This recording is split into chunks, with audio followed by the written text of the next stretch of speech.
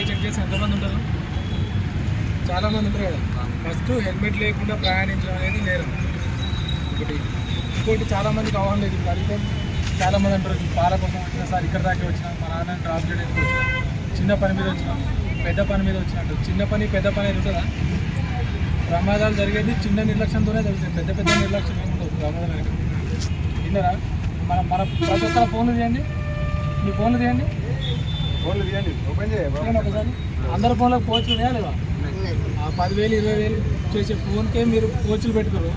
అంటే రోడ్డు మీద బండి తోలుతారు, మరి హెల్మెట్ పెట్టుకోవాలన్నా వద్దా? పుచ్చగా కింద పడితే ఎట్లా పోతుంది?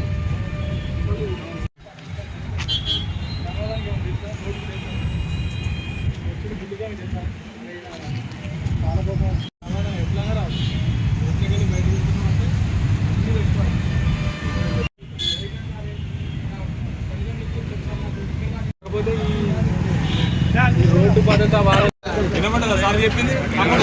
లాస్ట్ వినబడిందా? ఒక్కటి మీ మీద చెప్తున్నామని చెప్పేసి మా గురించి మీరు చూసుకోకండి. మీ యొక్క బాధ్యతగా చేసుకోండి. మీరు ఒకవేళ ఏదైనా జరిగి ఏమైనా యాక్సిడెంట్ కానియో, ఏమైనా హెడ్ ఇంజురీ కానియో, లేకపోతే చనిపోతే మీ లోటు అనేది ఎవరైనా తీరుస్తారా? చెప్పండి. నా నుంచి కదా మీరు చెప్పాలి. తీర్చుతారా? తీర్చరు. కాబట్టి మేము ఎన్నో సంఘటనలు చూస్తున్నాం. మా యొక్క ఎక్స్పీరియన్స్ బట్టి మేము మీకు సలహా అక్కడ పాలు తీసుకొచ్చినామా, చాయ్ తీసుకొచ్చినామా, లేకుండా చక్కెర తీసుకొచ్చినాం కాదు. మీరు బయటికి వెళ్ళి వెహికల్ ఎక్కినామంటే ఖచ్చితంగా పెట్టుకోండి. మళ్ళీ ఇంకొకటి, హెల్మెట్ పెట్టుకున్న తర్వాత ప్రాపర్గా క్లిప్లు పెట్టుకోండి. క్లిప్స్ అనేది ప్రాపర్గా పెట్టుకోండి.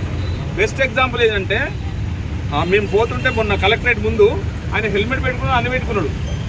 పోయి కరెక్ట్ లారీ గుద్దితే కింద పడి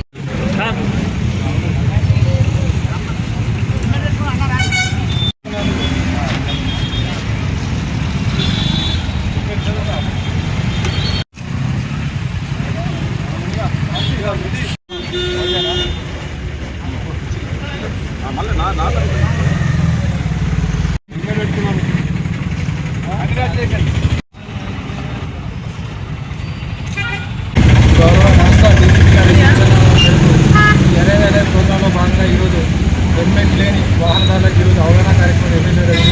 దాదాపుగా మేము ఒక ½ an hour ఇక్కడ ఆపితే దగ్గర ఒక 100 వెహికల్స్ హెల్మెట్ లేని వెహికల్స్ మాకు జరిగింది. వాళ్ళకి ఈరోజు మేము హెల్మెట్ యొక్క ఇంపార్టెన్స్ గురించి చెప్పడం జరిగింది. అందరికీ ట్రాఫిక్ నియమాలు రూల్స్ అని వాళ్ళకి వివరించడం జరిగింది. వాళ్ళతో మళ్ళీ మేము హెల్మెట్ పెట్టుకోవచ్చు, హెల్మెట్ ధరించేటట్టు మేము వాళ్ళకి మోటివేట్ చేయడం జరిగింది.